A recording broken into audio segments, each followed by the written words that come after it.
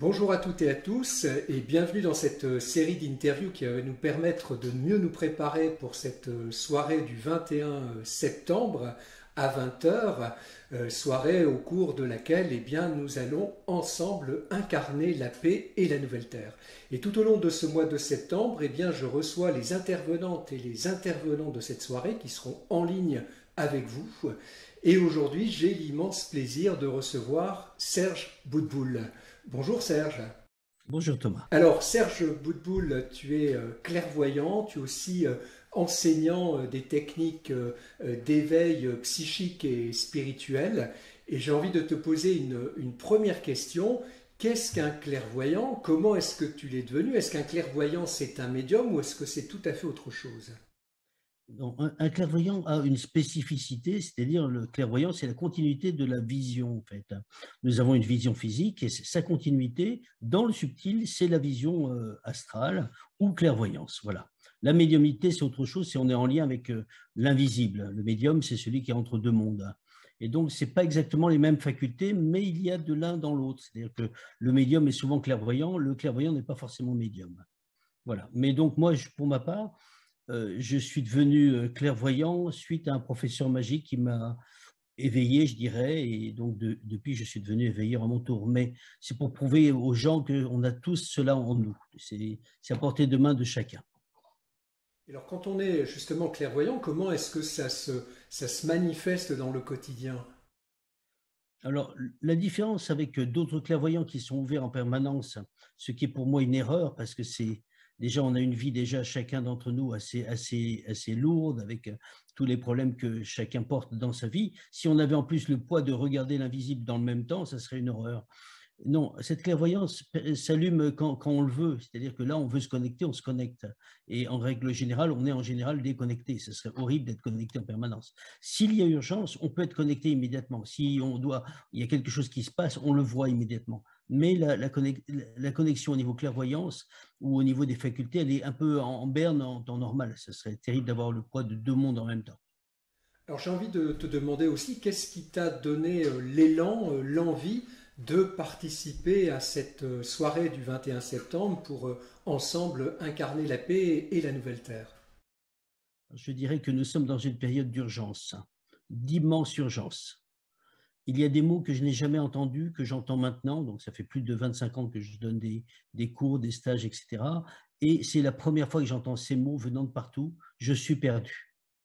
Et il faut redonner espoir à toutes ces personnes qui sont un petit peu entre deux eaux, qui ne savent plus qu'est-ce qui est viable, qu'est-ce qui ne l'est pas, qui entendent des informations qui ne sont pas des informations, qui ne savent plus qui croire, qui écouter. Et je pense qu'il faut quand même aider au maximum à leur remontrer le chemin, quoi, quelque part.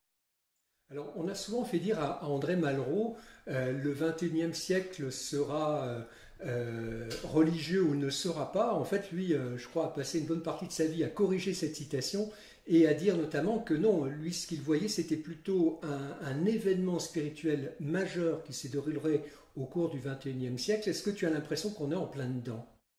Si tu me permets, Thomas, j'ai juste une petite précision. Il a dit le 21e siècle sera spirituel ou ne sera pas. Spirituel, il a utilisé comme terme. Voilà. Alors, effectivement, je suis convaincu que nous rentrons à plein pot dans le spirituel avec une montée vibratoire qui est colossale, qui est tellement colossale que nous sommes tous en train d'être transformés à l'intérieur de nos corps, dans nos habitudes de manger, de manger notre repas, de dormir.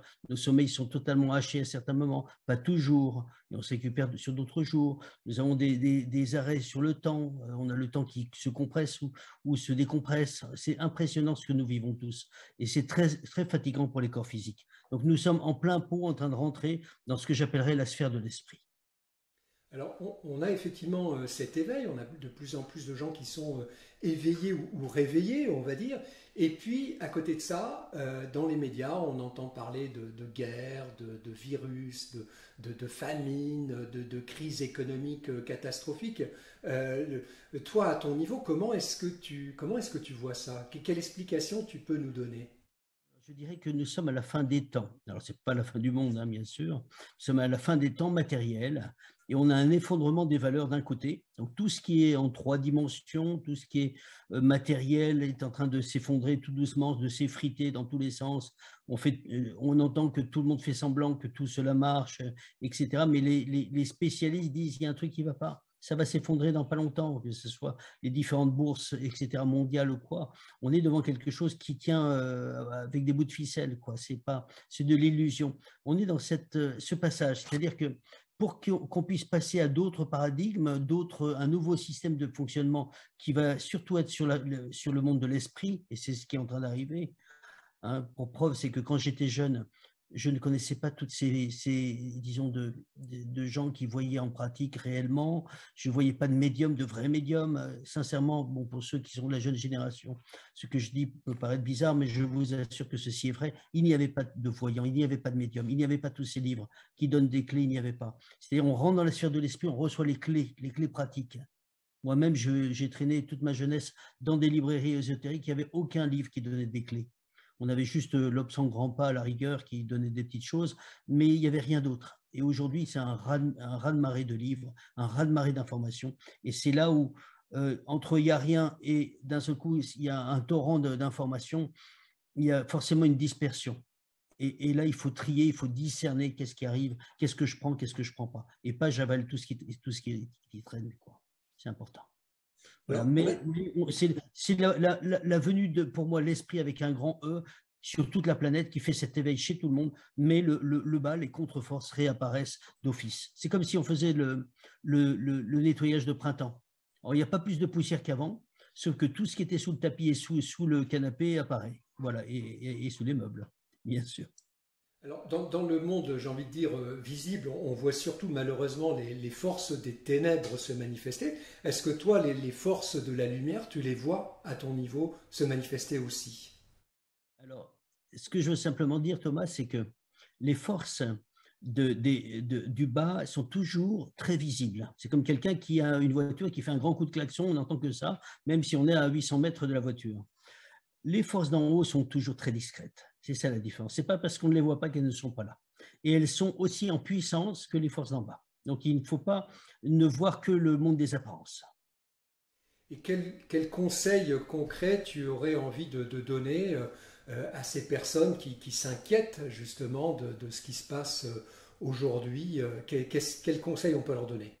Moi, je dirais qu'il faut garder la foi, déjà, que on a toujours été protégé, on a toujours été aimé, accompagné et guidé par nos guides spirituels, nos anges gardiens ou quoi. Il n'y a aucune raison que ça change. C'est pas parce qu'on nous fait, on nous tire la sonnette d'alarme toutes les 10 minutes dans toutes sortes de télévisions dont je tirerai le nom qu'il faut écouter ce genre de choses. Et le conseil que je dirais, c'est faites attention à votre vibration et enlevez tout ce qui va vous faire descendre la vibration. Parce que certaines informations ne sont pas justes. Ce n'est pas forcément la vérité qu'on nous instille. Je veux simplement dire, c'est que parfois, il vaut mieux plutôt être dans sa bulle et rester intact que de vouloir être au courant de tout et de s'affoler, parce que le but est là. Hein. Pour moi, on est en train de faire peur à beaucoup de monde et c'est pas très, très bon au niveau spirituel parce qu'on voit des gens qui, d'un seul coup, perdent l'essentiel. Donc, c'est notre essentiel à nous, c'est notre vibration. La Terre est en train de monter en vibration vers quelque chose qui va être merveilleux après. Mais pour l'instant, il faut garder sa vibration élevée. Parce que, je le dis par expérience, j'ai malheureusement des élèves qui sont rentrés dans une colère, rentrés et on ne peut plus parler des spirituels. Ils sont perdus pour le spirituel. Donc ça, ce serait la chose évidemment à éviter. Est-ce qu'il est grand temps aussi de découvrir ou de redécouvrir, je crois que c'est quelque chose d'important dans tes enseignements, la force de la prière? Ah oui, c'est d'une évidence. C'est tous ceux qui vont être crochetés au plan d'en haut, même s'il y a des tremblements de terre en bas, on est crocheté, on est porté. Et je le vois hein, quand je vois des élèves qui sont priants, je dis oh toi tu es priante et la personne me dit oui et je lui dis mais t'as pas remarqué que même s'il y a des événements difficiles, tu passes entre les gouttes, hop et autant les autres sont comme dans une gadoue très lourde qui colle aux pattes, hein, qui colle aux pieds, eux sont comme en train de flotter au-dessus. Et donc, il nous est demandé de prier, il nous est demandé de rester dans une connexion prière, pas une prière de demande, hein, je n'entends pas demander, oui, on peut demander bien sûr, mais pas que dans cet aspect-là, mais une prière qui va faire qu'à la fin, on est connecté avec eux, on marche avec eux. Et justement, est-ce que tu pourrais nous définir un petit peu plus cette prière, ce qu'elle est et surtout ce qu'elle n'est pas? Alors, ce qu'elle n'est pas, c'est une influence à distance. Quand des gens croient que c'est de la prière et qu'ils prient pour influencer l'autre, ça, c'est surtout pas de la prière. La prière laisse toujours l'autre libre. La prière est toujours amour. Et donc, la prière de demande, c'est une prière naturelle, hein. Même un enfant demande les cadeaux à Noël, même l'enfant, quelqu'un de malsain, c'est demander. La prière de grâce ou la prière de gratitude, ça, c'est du domaine d'un autre niveau. Et donc, il faut savoir remercier, mais moi, je parle d'une prière qui est un petit peu entre la gratitude et la connexion. C'est-à-dire que à force de prier, c'est pas le nombre de prières. Il y a des gens qui me disent, mais je prie. Oui, mais sauf que tu n'es pas en état de connexion. Parce que quand on est en état de connexion, c'est comme si on est en alpha presque en permanence.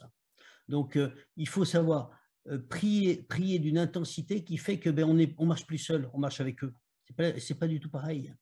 Et donc, l'important, c'est quelque part de devenir prière, mais ce n'est pas la quantité de prière. Que les gens pensent que si j'en dis 200, ça va le faire. Non, c'est pas. Tu peux en dire 4 milliards si tu penses à tes chaussures. Pendant que tu le dis, tu ne vas pas avoir des pluies de Nike qui vont tomber dessus. Voilà. Donc, ce qui est important, c'est surtout de rentrer dans une intimité avec là-haut et d'être vraiment un avec le ciel. Et là, ça va le faire. Alors Serge, on arrive à la fin de cette interview. Pour revenir à cette soirée du 21 septembre, est-ce que tu aurais envie de poser une intention en préparation de cette soirée à l'égard des intervenants et de tous ceux qui seront en ligne ce soir-là? Moi, je dirais simplement de rentrer dans le positif. Aujourd'hui, avec ce que nous avons vécu à travers les événements actuels, il y a eu énormément de gens qui se sont séparés de leurs anciens amis et de certains membres de leur famille. Donc, je préconiserais le fait plutôt que de voir les choses dans le sombre, d'être positif, de travailler sur le positif. C'est-à-dire, dès qu'on pense en négatif, on passe en positif, on fait tout pour effacer cette pensée et prendre une pensée plus élevée. Et ça, c'est important, cet aspect-là, de prendre une pensée plus élevée, de prendre la chose positivement, comme dans un film qui s'appelle La vie est belle, où l'acteur est dans un camp de concentration, il va prendre les choses avec humour. Et ça, c'est important de relativiser. On est dans un goulet étroit actuellement, un truc qui n'est pas facile pour tout le monde.